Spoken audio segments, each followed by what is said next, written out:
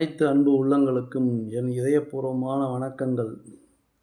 என்னுடைய YouTube channel பேர் வந்து ரியல் கல்ச்சர் ஆஃப் லைஃப். அது என்னங்க ரியல் கல்ச்சர் ஆஃப் லைஃப் அப்படின்னு வச்சுருக்கீங்க.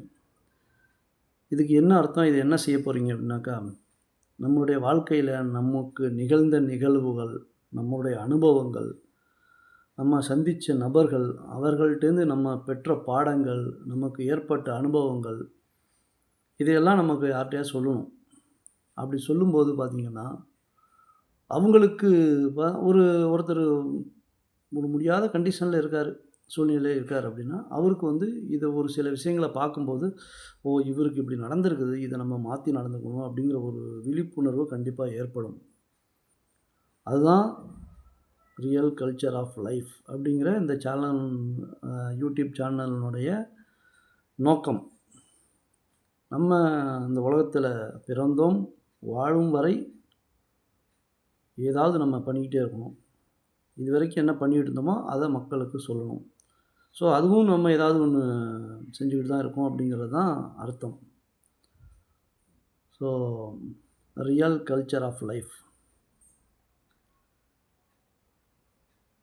Different culture of different countries.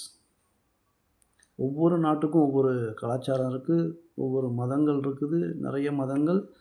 நெறைய மதங்கள் அப்படிங்கிறத விட நெறைய கலாச்சார அடிப்படையிலான மதங்கள், மதங்களுக்கான கலாச்சாரங்கள் அப்படின்னு இருக்குது. யாரும் வந்து பார்த்தீங்க அப்படின்னாக்கா, தன்னுடைய கலாச்சாரத்தையோ, தன்னுடைய மதத்தையோ விட்டு குடுத்துடணும் அப்படிங்கிறது நோக்கம் கிடையாது. அவங்கவங்களுடைய கலாச்சாரத்தை பின்பற்றுங்கள். அவங்கவங்களுடைய மதங்களை பின்பற்றுங்கள். அவங்கவங்களுடைய மதங்கள் மேற்கோள் காட்டிய, சுட்டிக்காட்டிய இறைவனை வணங்குங்கள். அந்த வழியே செல்லுங்கள். அதுதான் நல்லது. எதற்காகவும் யாரும் மாற வேண்டிய அவசியம் கிடையாது. அப்படி தேவை ஏற்பட்டால் மாறலாம். தவறு கிடையாது. இதில என்ன இருக்குது? நம்ம வந்து இன்னைக்கு நமக்கு வந்து ஒரு பள்ளியில படிச்சுட்ருக்கோம். நம்ம படிச்சுட்ருக்கோம். நாளைக்கு இன்னொரு பள்ளி இத விட சிறப்பா ஒரு பள்ளி இருக்குது. ஸோ, அந்த பள்ளியில போய் படிச்சா இன்னும் கொஞ்சம் அறிவு வளரும் அப்படின்னு நமக்கு முடிவு பண்றோம் அப்படின்னா, கண்டிப்பா செய்யலாம். இதில யாருக்கும் எந்த ஒரு ஆட்சேபனையும் கிடையாது. அதனால கண்டிப்பா நீங்கள் அனைவரும் உங்களுடைய கலாச்சாரத்தை பின்பற்றி வாழுங்கள் என்பதே என்னுடைய நோக்கம். இந்த யூடியூப் சேனல் ஆரம்பிச்சதோட நோக்கமே அதுதான்.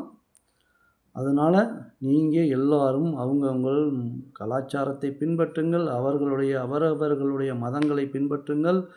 அவரவர்கள் மதங்கள் சுட்டிக்காட்டிய இறைவனை தொடருங்கள், பின்பற்றுங்கள் என்று கூறிக்கொண்டு புத்தாண்டு நல்வாழ்த்துக்களோடு நன்றி கூறி விடைபெறுகிறேன். நன்றி, வணக்கம்.